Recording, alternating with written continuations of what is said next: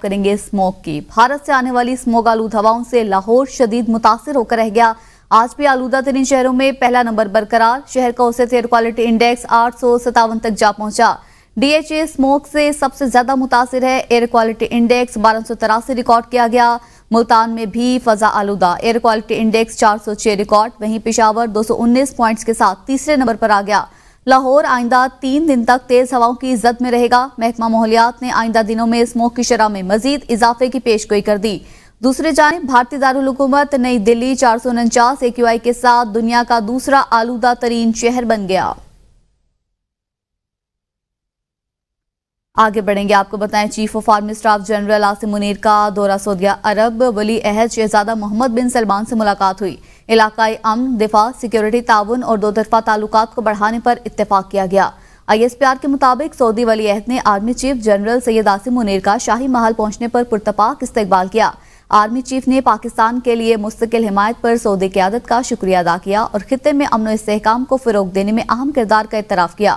Army chief نے سعودی عرب کے وزیر دفاع شہزادہ خالد بن سلمان سے بھی ملاقات کی۔ معززین نے دفاع اور سلامتی کے شعبے میں تعاون کو مزید مضبوط بنانے کے عزم کا اظہار کیا۔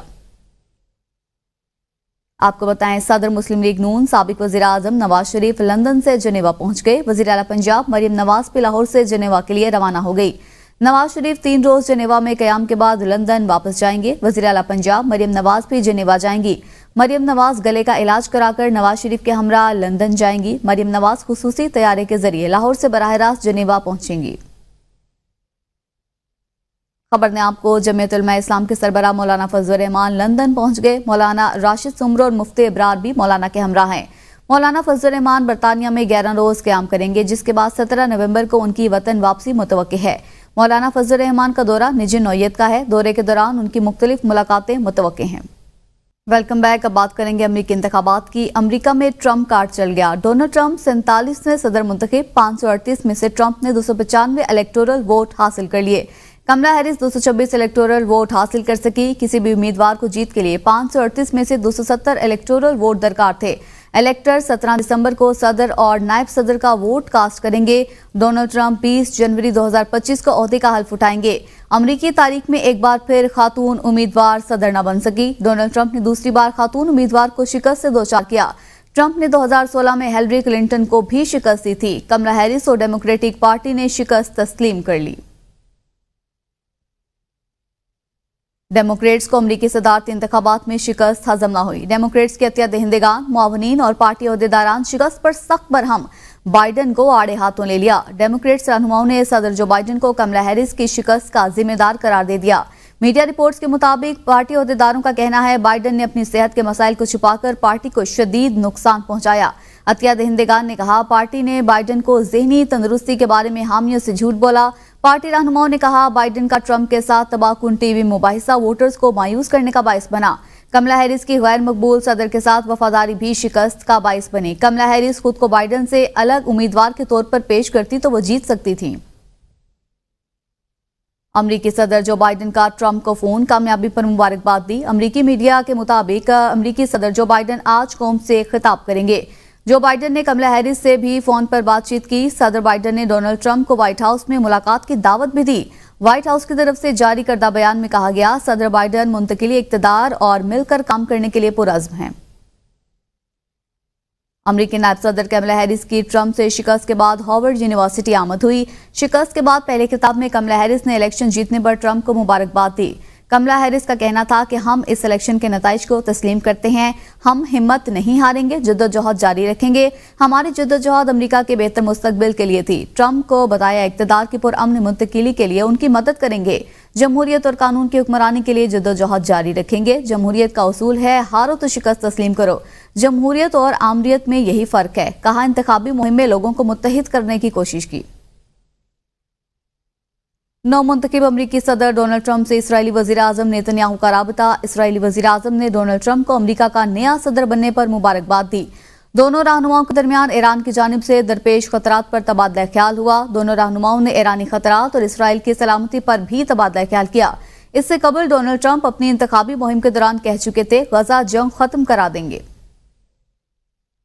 چین نے امید ظاہر کی ہے کہ امریکہ کے ساتھ پرامن تعلقات قائم ہوں گے۔ امریکی الیکشن کے موقع پر چینی وزارت خارجہ کے ترجمان نے بریفنگ میں کہا کہ ہم امریکہ کے ساتھ تعلقات کو باہمی احترام، پرامن، بقائے باہمی اور مشترکہ مفادات پر مبنی تعاون کے اصولوں کے مطابق دیکھنے اور سنبھالتے رہیں گے۔ وہیں عالمی رہنماؤں کی ڈونلڈ ٹرمپ کو امریکی صدر منتخب ہونے پر مبارکباد۔ سعودی عرب کے شاہ سلمان اور ولی عہد محمد بن سلمان نے مملکت اور امریکہ کے درمیان تمام شعبوں میں تعلقات کو مزید مضبوط کرنے کی مشترکہ خواہش پر زور دیا۔ برطانوی وزیر اعظم کیئر سٹارمر، فرانسیسی صدر ایمینوئل میکرون نے ٹرمپ کو امریکی صدر منتخب ہونے پر مبارکباد دی، مل کر کام کرنے کا عزم ظاہر کیا۔ ترک صدر رجب طیب ایردوان، قطر کے امیر شیخ تمیم بن حمد الثانی، مصری صدر کی جانب سے بھی ٹرمپ کو مبارکباد دی گئی۔ یوکرین کی صدر زیلنسکی نے بھی ڈونلڈ ٹرمپ کو ان کی شاندار انتخابی جیت پر مبارکباد دی۔ چینی وزارت خارجہ کی جانب سے جاری بیان میں کہا گیا کہ چین باہمی احترام کی بنیاد پر امریکہ کے ساتھ کام جاری رکھے گا۔ امریکہ کے لیے چین کی پالیسی میں کوئی تبدیلی نہیں ہے۔ وزیر اعظم شہباز شریف کی ڈونلڈ ٹرمپ کو امریکی صدر منتخب ہونے پر مبارکباد۔ کہا ڈونلڈ ٹرمپ نے امریکی انتخابات میں تاریخی کامیابی حاصل کی۔ ٹرمپ کے ساتھ مل کر کام کرنے کے لیے پرعزم ہوں۔ پاک امریکہ تعلقات مضبوط اور وسیع کریں گے۔ نئی امریکی انتظامیہ کے ساتھ مل کر کام کرنے کے خواہاں ہیں۔ چیئرمین بلاول بھٹو زرداری ٹرمپ کو مبارکباد دیتے ہوئے انہوں نے کہا یہ جنگ کے خلاف فتح ہے۔ امید ہے نئی انتظامیہ امن کو ترجیح دے گی اور تنازعات کے حل کے لیے کردار ادا کرے گی۔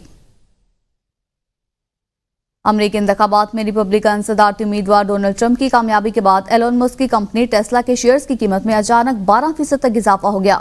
Social media plate form x کے مالک ایلون مسک صدارتی انتخابی دور میں ٹرمپ کے بڑے حمایتی کے طور پر سامنے آئے ہیں۔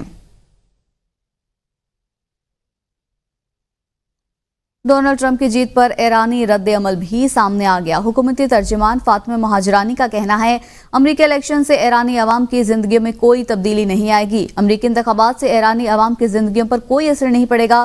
امریکی انتخابات ہمارے معاملات نہیں ہیں، ہماری پالیسیز مستقل ہیں اور یہ افراد کے مطابق تبدیل نہیں ہوتی۔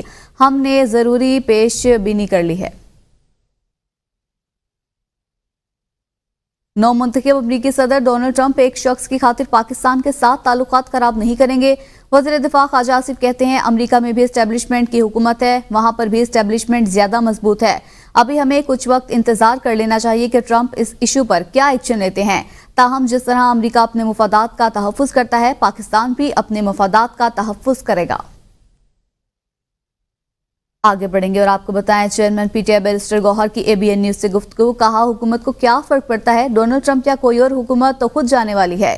تحریک انصاف کسی بیرونی قوت کو دیکھ کر فیصلہ نہیں کرتی، ہمیں جو کچھ ملے گا پاکستان سے ملے گا۔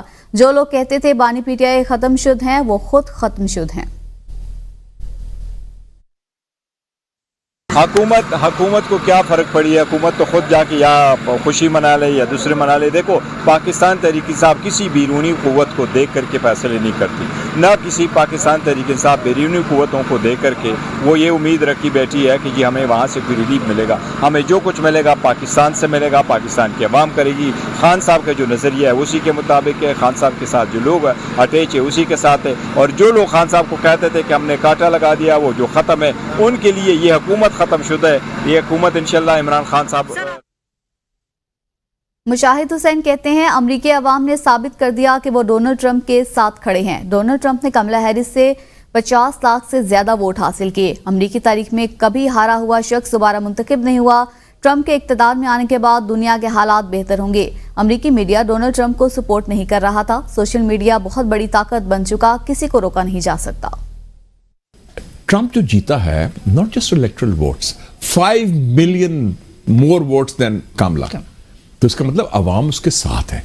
دنیا میں امن قائم ہوگا، بہتر ہوگا، اور پاکستان امریکی تعلقات انشاءاللہ بہتر ہوں گے۔ ٹرمپ کی فالوئنگ کتنی ہے؟ 86 million on Twitter, X million. اس نے کہا پرنٹ میڈیا تو میرے خلاف ہے، اور آپ نے دیکھ لیا کہ آؤٹ آف کوئی 60 بڑے اخباروں میں سے 57 انڈورسڈ کاملا ہیرس۔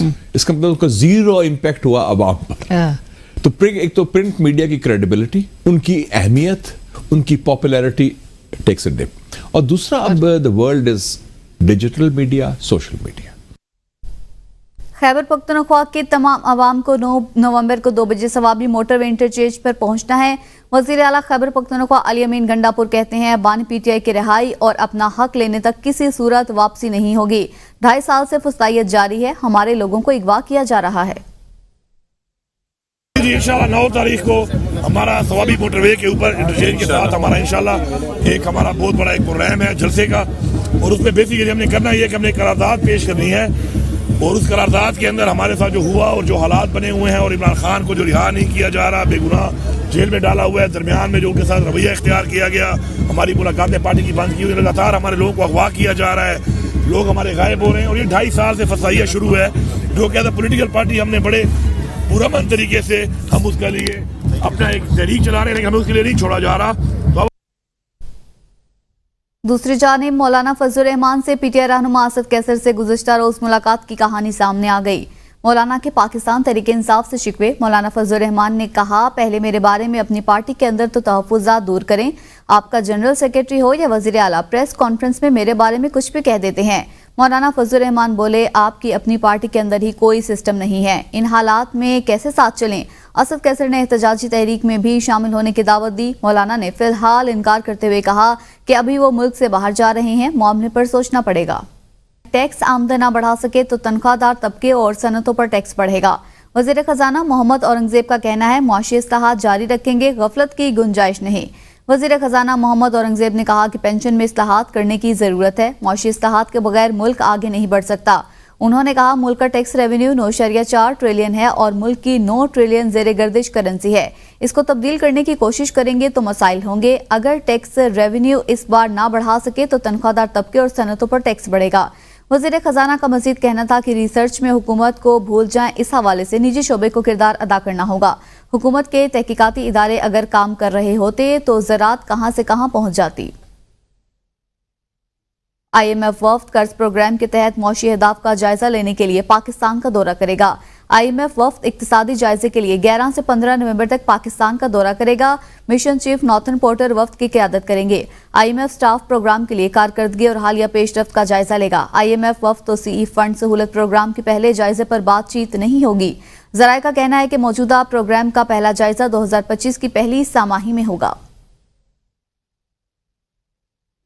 नेपरा ने कराची के सिवा बाकी मुल्क के लिए बिजली की कीमत ₹1.28 फी यूनिट सस्ती कर दी। नेपरा ने बिजली की कीमत में कमी का नोटिफिकेशन जारी कर दिया।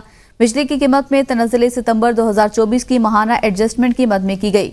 बिजली सारिफिन को कीमत में कमी का रिलीफ नवंबर के बिल्स में मिलेगा। नोटिफिकेशन के मुताबिक बिजली की कीमत में कमी का इत्तलाक के इलेक्ट्रिक सारिफिन पर नहीं होगा। CPP ने 71 पैसे फी यूनिट कमी की दरख्वास्त की थी। वज़ीर आला सिंध सैयद मुराद अली शाह ने कहा है कि पेपर लीक होना सिर्फ बदनामी नहीं, बच्चों का मुस्तकबिल भी खराब होता है। मुझे MD कैट समेत तमाम टेस्ट में शफाफियत चाहिए। सिंध काबीना के इजलास में ब्रीफिंग में बताया गया कि IBA कराची MD कैट नहीं करना चाहती। MD कैट का टेस्ट 2017-18 से लिया जा रहा है। सिंध में कराची, हैदराबाद, नवाबशाह, सक्खर और लाड़काना में टेस्ट लिया जाता है। IBA सक्खर पूरा टेस्ट कराएगी। 6 हफ्तों के अंदर MD कैट हो जाएगा। वज़ीर आला सिंध ने IBA सक्खर के टेस्ट के लिए 232.1 मिलियन रुपए की मंजूरी दे दी। असातिज़ा का अपने मुतालिबात के हक में धरना। महकमा तालीम खैबर पख्तूनख्वा का प्राइमरी स्कूलों में गैर हाजिर असातिज़ा के खिलाफ बड़ा इक़दाम। डायरेक्टर एजुकेशन KP ने प्राइमरी स्कूल में गैर हाजिर असातिज़ा को मुअत्तल करने की हिदायत कर दी। सूबे के तमाम डिस्ट्रिक्ट एजुकेशन ऑफिसर्स को मरासला जारी कर दिया। गुज़िश्ता 2 दिनों से 26,000 प्राइमरी स्कूलों के असातिज़ा एहतजाजी धरने पर हैं। असातिज़ा स्कूलों से एहतजाजन गैर हाजिर हैं, जिनके खिलाफ महकमा तालीम ने कार्रवाई का फैसला किया है।